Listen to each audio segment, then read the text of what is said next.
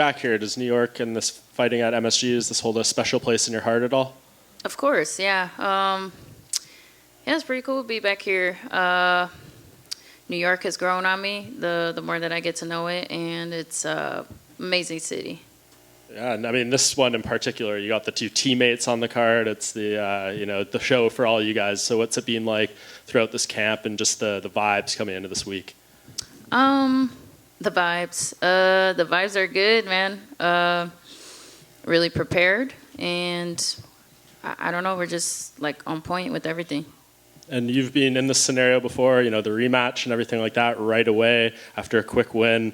How much were you able to take away from the situation with the Joanna fights and apply them to this? With my other rematches, how I apply to this? Yeah.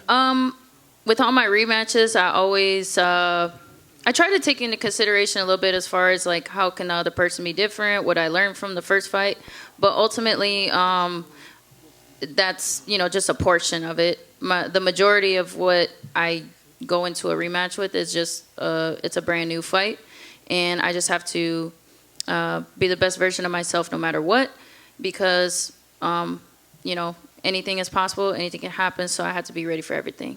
And you put her away quickly last time, and she kind of can justify it as I got caught, perhaps. But you see these radical changes she makes. She shifts her training camp, has all these new people around her. So does that show you that maybe, it's not a sign of just I got lost? She obviously felt that some dramatic adjustments were needed. What was the last part you said? It was a sign of what? That maybe she knew what she had going into that first fight wasn't enough, because if she just felt it was a situation I just got caught, maybe she just do the same thing, right? Yeah. I see what you're saying.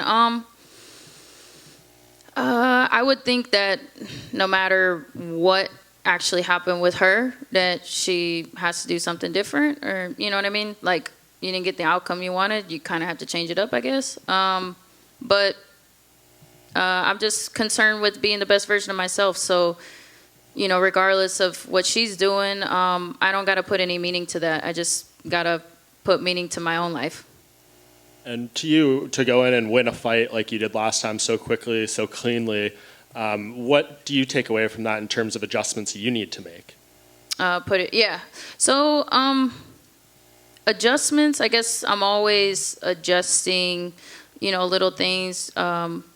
But overall, I'm just adding more, adding more skills to my arsenal, and just getting better at the ones that I do better. And obviously, you had the title reign before. You made the history of being the first two-time female champion. What's your goals for this reign? I'm sure you just want to focus on the fight, take it one at a time, but do you allow yourself to think long-term? I guess it's fun to like entertain those thoughts and possibly, but one day at a time, just because like not only I have a huge fight in front of me, but I mean, COVID and all this stuff, like the world is crazy. Who knows what's going to happen tomorrow? So I really just take one day at a time. And last thing for me, I asked a similar question to Kamaru about Colby, but do you look forward to this chapter in your career being over to get 2-0? Usually there's not a third fight, and you can have her behind you and move on to different things. Is that something you're excited for? No, I'm excited for Saturday night. I really appreciate Weili as a champ, or as a former champion, as a formidable opponent. She brings a lot to the table that keeps me on my toes, and I'm really looking forward to it. And actually, one more. What does Saturday look like for you guys? Like, obviously, Trevor's going to be out there with Justin before you. Does he just hang out back there? I mean, does it change how you warm up, how you prepare, doing these back-to-back-to-back? What does that look like? I think that,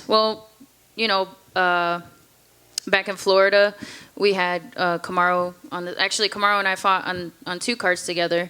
So it's just kind of on the next level of that. I rely a lot on Pat, and he'll be holding pads for me, and then Chico, I'll be moving around with him, and then be moving around with Trevor when I can, and we'll figure it out. Rose, right here. Your last fight against Weili wasn't that long ago. She's essentially just uprooted her whole life, moved to Arizona to rework her game. How much of an improvement can you make facing the same opponent in such a short amount of time? I believe you can make a lot of improvements when you are focused on, strengthening all of the weaknesses that you have. When you're just focused on the present moment and, just realizing what's at stake, and it's my happiness, health, and safety. So I have to put that first. And regardless of what happened in the past, I have to always be improving. Rose, to your left over here. It might seem very obvious, and because of that, are you expecting Weili to come at you with a wrestling-heavy game plan in this one, or because of how obvious it is, try not to think about that? So can you say the question one more time? Do you think is it expected from you that she'll attack with her wrestling because she's been training with Henry and everything like that? I think that, what to expect is that her wrestling has gotten better. How will that translate in the fight? Who knows? I just have to be open for everything. So, but I've improved on my wrestling as well and my grappling, and I'm ready for all that. When you studied her the first time, did you kind of find her grappling to be a little bit underrated? Because if you look at her whole career before the UFC, she grappled a lot actually and took a lot of opponents down and beat them there. Is that something you noticed ahead of time? Oh no, I regardless of what I guess the rest of the world thinks, I've studied Weili up and down, left and right, and I've always respected her grappling. She has a lot of submission wins, and I've also observed when she gets in fights that if she's losing the striking battle, she'll kind of force the clinch or force a grappling exchange. So that is, I guess, that's not a surprise to me. And in the past, you've kind of spoken about the championship pressures being, a little heavy at times. How are we feeling now? Are those gone since you've been here, done that, or are they still always going to be there? I think I'm definitely a lot more grateful for just everything, like not just the belt, but just being here, be able to walk, breathe, be with you guys. Like it's just a lot more grateful. So is it hard? Yes. Like, don't get me wrong, but I'm just a lot more grateful. Best of luck, Rose. Thank you. Hey, Rose, I want to ask you about a bit of the coaching challenge because her team also now includes Eric Albarracin, and he's obviously got Weili, but he's also got a belt going in Bellator. And he was saying it's it's a competition, him and Trevor Whitman, because obviously Trevor's got the 2 titles this Saturday. Do you? Who said that? Coach Eric Albarracin with Weili, Henry's old coach. Okay. Do you feel a bit of that in sometimes the coaching? Do you feel like sometimes they like to outdo their tactics? Do you feel like the coaches ever get competitive on that side, on the cerebral side? I think that can happen. But I don't know. I feel like it's comparing apples to oranges, in my opinion. But I guess it's natural for all of us to go to war. Not just the fighter. So I think it's normal. I also want to ask you a little bit about all the other going-ons in the strawweight division. Marina Rodriguez, great performance against Mackenzie. Just when you're in this position, how much are you still paying attention to the girls coming up? Because you're obviously focused on Weili, but there's a couple players obviously in the mix now. Yeah, I watched that fight. I used it as inspiration and motivation because that was a really action-packed fight. That was super exciting. It really got me pumped up to just go out there and perform myself. So, hats off to both of those ladies. It was really exciting. And then being in New York, obviously the site of, your 2 wins over Joanna. There's a lot of talk about, what's going on with negotiations and all that. Do you see her coming back to the title picture if and when she does compete again? Joanna and I have had our rivalry and stuff, but I'm a huge fan of hers, so I would hope, maybe one day that happens. But if not, I ultimately believe she's gonna do what's best for her in her life. So yeah, but I'm always gonna be excited to watch her fight or fight her myself. I asked you guys this back in Jacksonville, and I'd just like to ask you ahead of time.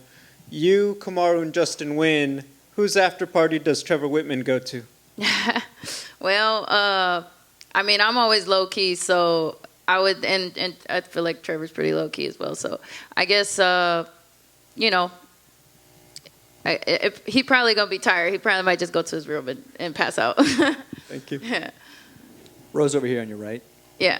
You've previously stated that you thought that earning the belt was the ultimate goal, and once you won it the first time around, you'd felt like you made it. Now that you no longer stand by that, what is the pinnacle that you're striving for in your career?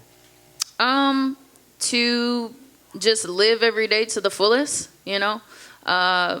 If the belt comes along with that, great. And then if not, then I'm going to be gardening or farming, you know. So it's really just enjoying every moment and doing the best that I can with what I got where I'm at. So is it fair to say that you're more process-oriented now than maybe goal-oriented like in the past? You 100%, yeah. All right, Yeah. thanks, Rose. Thank you. Hi, Rose. Hey. So before the fight announcement with you and Weili, people were guessing that you might have other choices for your opponent. Was that true that you pick among all the opponent to Weili? I'm sorry. If it was what was true? Was it true like UFC offered you other opponent for your fight, but you choose among Weili? No, that wasn't true. Actually, like originally, I thought I was gonna be facing Carla as soon as I saw her fight, and then the UFC would have rather me fight Weilis. So you know, I'm here to defend my belt and I pick my fights. And you have a famous quote saying that I am the best. And then so who else in this division you think it's the other best? Maybe like you can fight next time. Yeah. When I first like think about it, nobody like necessarily comes to mind, but as long as if I don't do my best, then anybody could be the best, you know. So it really could be anybody, but I truly believe in my heart that I am the best when I do my best. All right. And last time Weili was saying that she fight more for like friendship. So this time, would you agree that you guys are fighting more like friendship atmosphere? Oh, sorry. What was the last part? I mean, I'm asking you like if this time you think you guys you agreeing with her, like you guys fight more for like friendship atmosphere this time. Okay, so I think I think friendship is always possible. I'm always open to that. My approach to fighting is slightly different. I fight for different purposes. I come here to, you know, protect myself at all times and, you know, be the best that I can be. And then throughout that process is when I have made, you know, the closest friendships that I've ever had. Obviously, I met my, you know, fiance, Pat Berry, through martial arts. The closest friends, you know, Trevor, Whitman, Chico, all my corners and teammates and family and all that stuff. Whereas I think what she was saying is, you know, she does martial arts to make friends. To me, it's just a little different. It's more self-defense, in my opinion. But I'm open to the possibility to, if it's genuine and sincere and honest, I'm the easiest person to get along with. All right, thank you. Rose, over here. Over back. Oh. So with such a mega venue like Madison Square Garden, sold out fans, what do you do to calm the nerves? And do you still get butterflies with all eyes on you as a co-main event? What do you do to calm those nerves? Ooh, cry a lot. Nah, I just breathe and pray and just believe and trust and have faith in my preparation, my higher power, and just do the best that I can. So, but you're gonna feel them, and you're gonna have to just go through it. If there's one advantage that you could say, if any, that Weili would have over you, what would that be? I don't know. I'll have to get back to you on that one. All right, thank you. Thank you. Rose, I just had one more to your left. You mentioned, you know, expecting Carla after, you know, the last victory. Was it kind of a bummer for you to get Weili instead? Because I'm sure you want to get that Carla one back. The story's so great, going from tough 20, and now you're the champion. Is it a little bit disappointing in that aspect? I mean, at first I was, and then I, like, you know, put on my grown-up pants, and then was like, all right, let me look at this the objective way as possible. And I realized that Weili is the most dangerous opponent I could face right now. the tools that she possesses, I really have to be on my game. So, but yes, I mean, like I would love to fight Carla, and I think that she did a lot to deserve that. But at the same time, Weili did too, and so I just had to be ready for a fight no matter what. So and then turns out, I guess a lot of people think that she might be wrestling more, so maybe I'll get a similar type of a fight. Who knows?